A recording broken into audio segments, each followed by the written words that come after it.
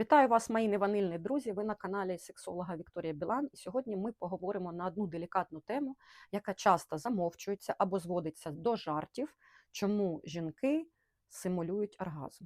І це не про поганих партнерів, це не про обман, це про тіло, психіку, виховання. Що каже статистика? Американська статистика нам каже, що 87-90% жінок хоча б раз у житті симулювали, тобто грали оргазм. І 17% жінок роблять це на регулярній основі. Це відео буде корисним і для жінок, і для чоловіків. По-перше, ми поговоримо про фізіологічні причини. Хочу зазначити, що оргазм у жінок не автоматичний.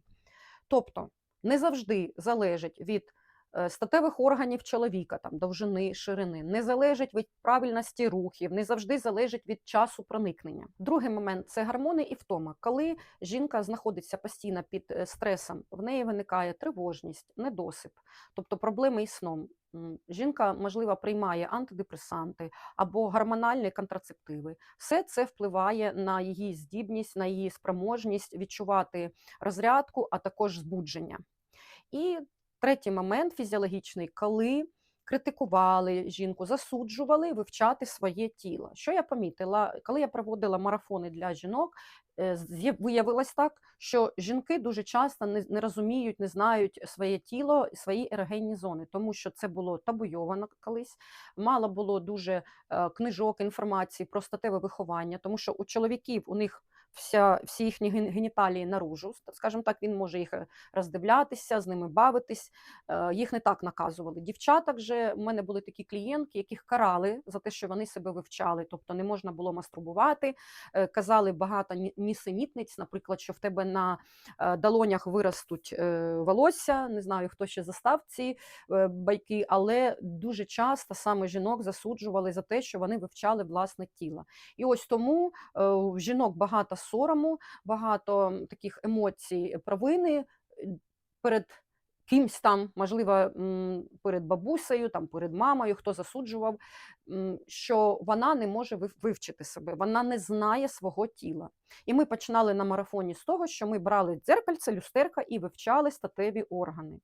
А чоловікам я би рекомендувала відкрити атлас фізіологічний і хоча б пошукати, побачити, де у жінки знаходиться клітор. Тому що дуже часто чоловіки уретру, бо у них все ж по-іншому влаштовано. Да? У чоловіків пеніс це як 3 в 1. Да?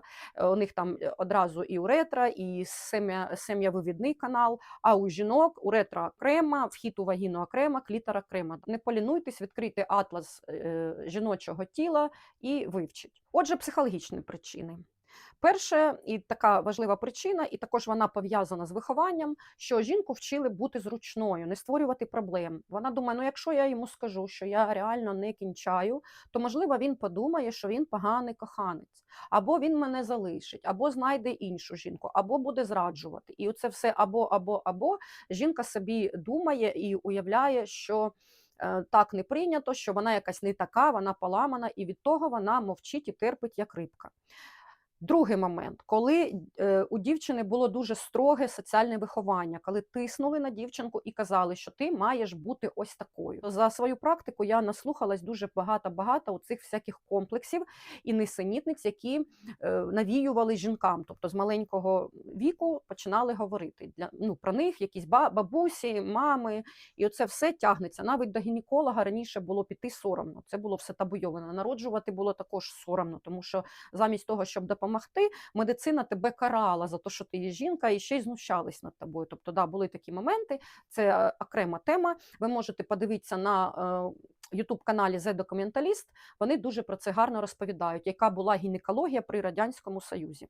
Третій момент – це дисоціація, коли жінка живе не в тілі, тобто вона в голові, вона не відчуває свого тіла. Буває травматична дисоціація, тобто коли я відокремлюю себе від травми, іначе там дивлюсь на себе зі сторони.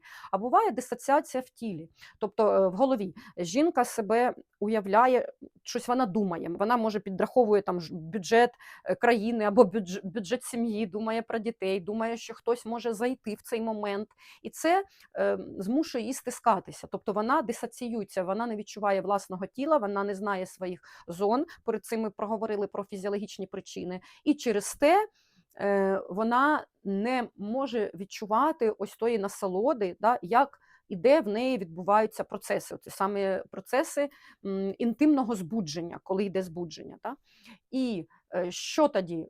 Психіка, наче голова окрема, а тіло десь окремо. Тобто я думаю про щось, але я на цей момент не фокусуюсь на задоволенні. Те саме буває у чоловіків. Подивіться моє відео про чоловіків, я там розповідаю про передчасну екуляцію, про стосун. Деякі також чоловіки, вони там підраховують дохлих кашенят, вони ще там щось думають, і в кінці кінців може впасти ерекція. Тобто вони також знаходяться не в тілі, вони знаходяться у себе в думках.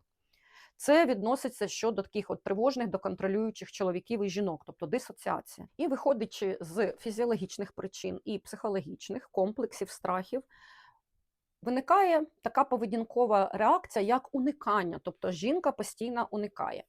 І тому вона симулює оргазм, імітує. Чому так відбувається? Отже, чому вона уникає? Вона уникає, тому що вона не хоче негативної якісь розмови, вона не хоче відчувати сорому, що щось з нею не так. Вона не хоче конфлікту, вона не хоче, щоб чоловік, там, партнер думав, що з нею вона поламана, вона якась неправильна, або він її буде засуджувати. Тобто незручні питання, сором, конфлікт, все це призводить до того, що жінка може роками уникати цього і не вирішувати проблему. І коли жінка втомлена, їй простіше це зіграти, ніж щось там пояснювати. Друге, коли жінка не відчуває безпеки з цим партнером і їй соромно зізнатися, можливо, немає того контакту, немає поки що довіри, або у вас тільки почались стосунки. І третє, наприклад, жінка ніколи не мала оргазму, і вона вважає, що якщо вона не буде імітувати, партнер подумає, що вона якась неправильна і буде, наприклад, їй зраджувати з іншою жінкою, тому вона імітує роками. А буває так, що жінка розлучилась в 40-45, знайшла коханця, і пазл склався. Тобто в неї з'явився оргазм. Я дуже рекомендую моє відео, я залишу в описі відео, а також тут, про 7 кроків до оргазму. Коли я проводила марафон з дівчатами, ми виключали всі причини. І фізіологічні, і психологічні, і поведінкові. Отже, дівчата мої любі жінки, не імітуйте оргазм. Тобто не треба вам бути акторкою.